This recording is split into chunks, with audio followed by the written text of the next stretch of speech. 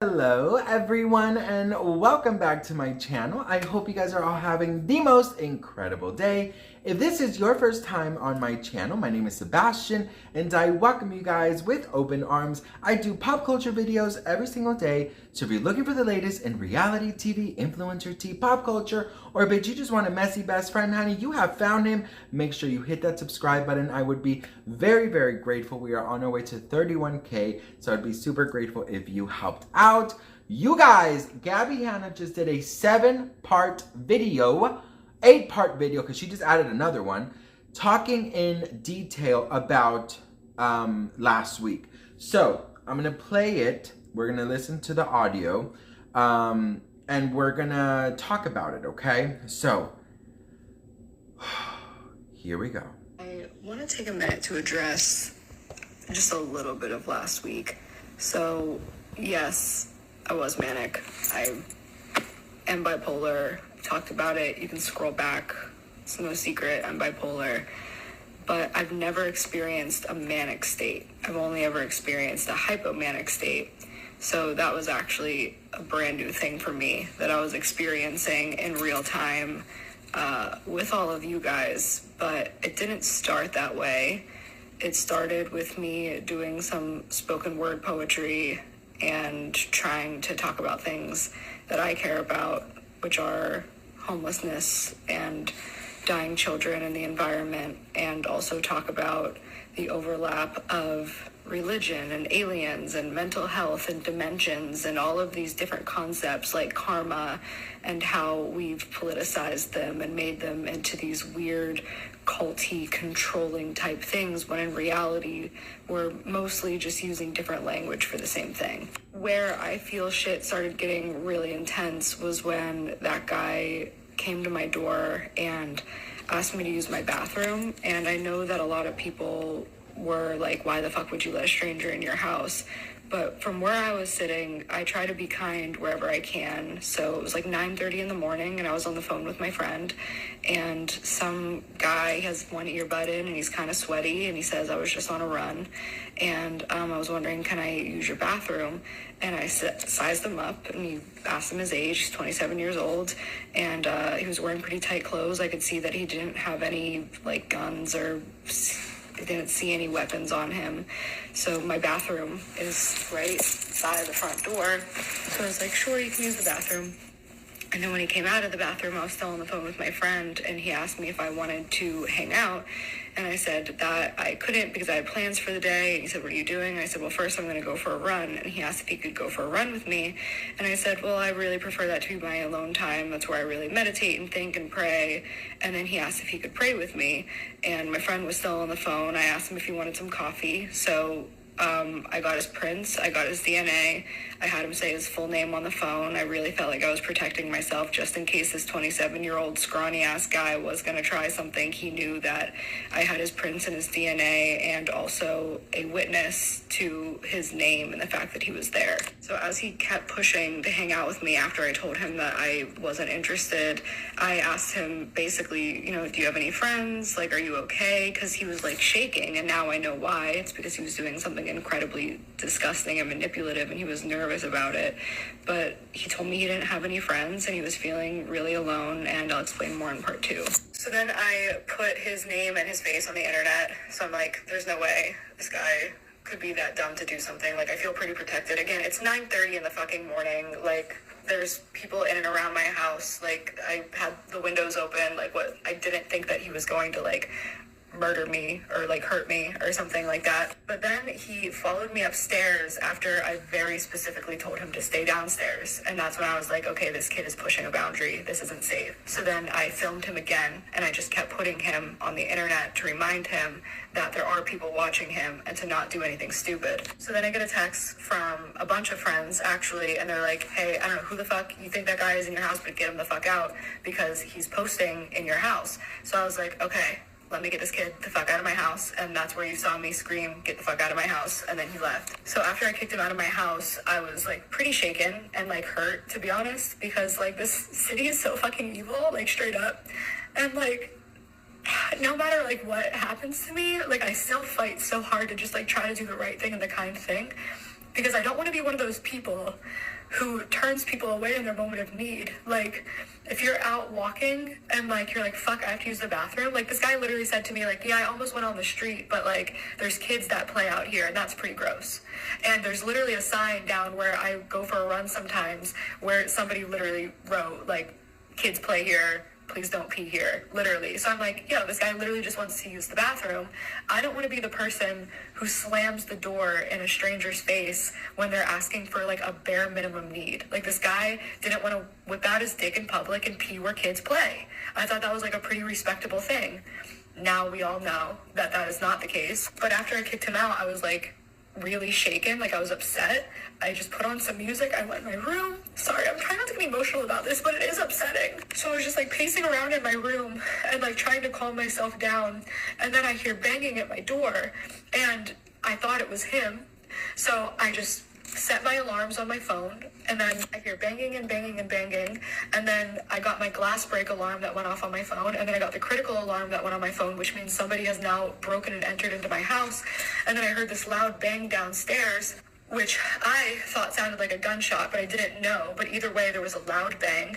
My worst case scenario that just happened is that kid broke back into my house. My private armed patrol came, found him, and shot him. So I was just sitting in my room, like hyperventilating, and then I hear people calling my name at the bottom of the stairs, like, Gabrielle, Gabrielle. Part 3 coming. So then I asked them, who is it? And they said, it's the police. So I come down, like, I don't know if they're lying or not, because I don't know if whoever just fucking broke into my house is lying about being the police, but I just had faith that it was, because what else do you do? So I come down the stairs, I see 4 of the 5 officers standing right at the bottom, and I was like, what's going on? And they're like, we're just here for you, we're just here for your safety. At this point, I still don't know what's going on. I don't know if I'm gonna walk in on a dead body. I don't know, like, if this kid was on the run. Like, I literally have no fucking idea what's going on, or how there's all of a sudden all of these cops in my house, what felt like moments after this kid left. Like, I actually don't know the exact time. I know he got here around 9:30. They got here between 10 and 10:30. I don't really know how long he was in my house, but they asked me to turn around on the stairs, and then they cuffed me. And I said, why am I being put in cuffs? And they just kept saying, it's for your own safety, it's for your own safety. So then they had me sit down in this chair, and I'm like, what's going on? And they're still not answering me. They said that they're still just trying to do this for my safety. So then I'm like, oh my God, was this kid actually like a murderer or a rapist on the run? That would make total sense, that maybe this kid came in because he was hiding from something. Like, they literally wouldn't tell me anything, so my mind is just filling in all these blanks. So I said, oh wait, oh my God, I think I know why you're here. Like, what happened? Like, is that guy? And then they're just like, what are you talking about? So then I found out they have no fucking idea who this guy even is, and they're here on something completely unrelated. So now I'm just like, what are the fucking odds that these two things would happen so closely together? So they just keep reminding me, we're here for your safety. I just have to ask you again and again and again. They kept asking me, do you want to hurt yourself? Do you want to hurt anybody else? And I said, no. And they said, well, why do we keep getting calls? And I said, I tell you guys every time you come, it's just trolls. But like, they have no internal communication. And that's the problem, is like, I believe that a lot of the cops that show up have good intentions. They're just doing their job, but they don't communicate with each other. So now I'm the target of the police getting angry that calls are coming in about it. I just got another call yesterday when I was leaving the gym for another wellness check. And I'm like, can you guys, I told the lady on the phone, I was just detained for 2 hours in my home, and then 2 more detectives showed up, and 2 more police showed up, and then another cop showed up. Like, do you guys have any internal communication, or am I just going to be harassed for the rest of my life on these wellness checks? Because I'll tell you what, the cops for the past month are what triggered me into my very first fucking manic episode. So I think an important piece of this story too that I should acknowledge is that I was high as fuck. And I'm an adult. I'm in California. It's legal. I only smoke weed. I'm not on any prescriptions outside of my acne medication.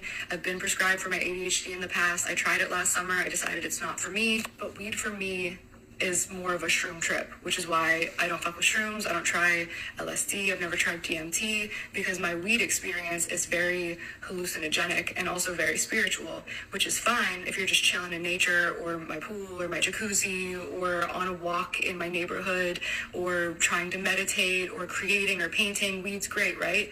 When you're being constantly hounded by police and now you're also triggering all these trauma responses, because I do have CPTSD. And y'all, I've been through some shit. I have had a knife pulled on me and my second grade teacher came out and saved me, Mr. Gun. What? I have stood between a gun and children. That's a real story. That's not something that I made up. I was a victim of childhood abuse as an adult. I was a victim of domestic violence. I'm a rape survivor. I've been through some fucking shit. I smoke some weed and I process it. But when there's people with guns and people lying to you, saying they need to use your bathroom and secretly filming you, and like the tabloid shit that I've been through the years, and just like rumors and lies and like death threats and getting 8-page handwritten scathing letters to my fucking door and like emails of people saying they're gonna dig up my grandmother's body and skull fuck her, saying my little sister's a dirty little slut and they're gonna rape her, saying that they know when I'm gonna be where, and like literally some of the threats I've gotten, like I've looked up the people and they're literally convicted fucking like dangerous people. Like it's scary. And before, I've been paranoid. I've definitely been paranoid, but my paranoia was always justified. But there just gets a point where you're like, your reality and your time starts bending and it feels like nobody's listening to you, and it does feel like everybody's attacking you, because a lot of people are.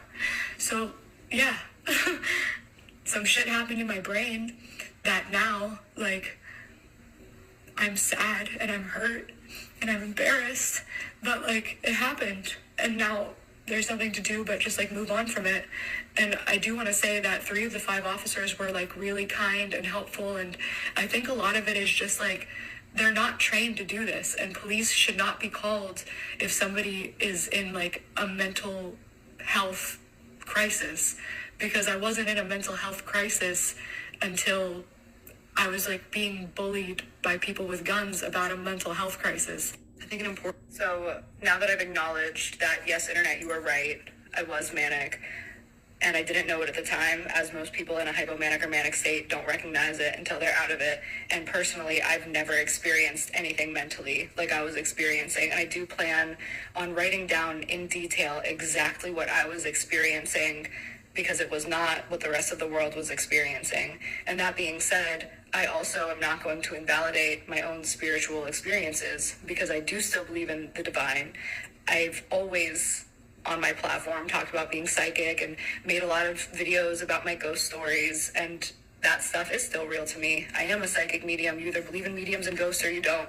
So that part's not going away. And I am going to stop smoking weed, because while it used to be a shroom trip to me, it now appears to be some type of DMT trip, and it's just too intense for me. So I guess I'm just like a fucking sober little duck now, because I don't drink either, because it makes me sick. And now that I'm experiencing manic states, I will be going back to therapy, because I learned how to cope with and deal with hypomania.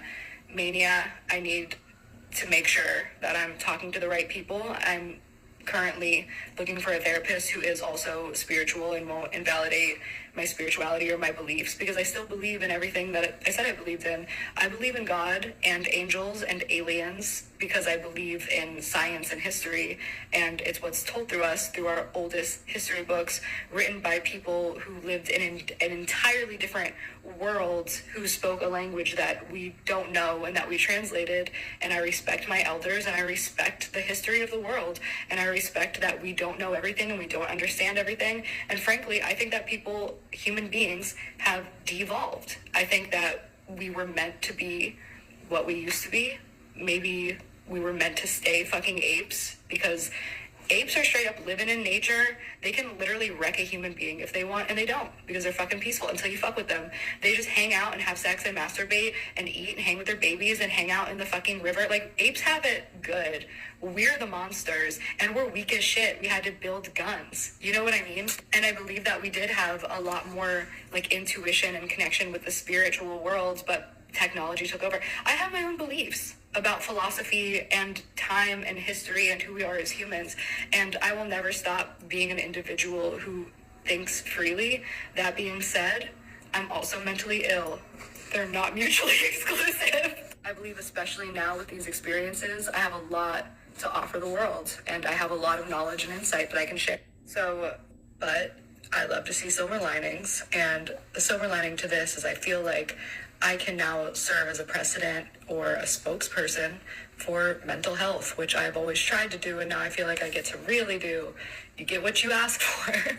And I feel like we're in this fucking simulation where everybody pretends now like mental health matters, destigmatize mental health, and if people are going through a mental health issue, still let's attack them and make fun of them, and maybe a decade later we'll free them. And as far as mania or hypomania goes, just because somebody's manic doesn't mean they're dangerous to themselves or anybody else. Just because somebody's saying things in a way that you don't like, or that you don't understand, or that you don't agree with, or you find offensive in some way, does not mean that they're dangerous, and does not mean that you should be calling the police and putting their life in danger and wasting the resources.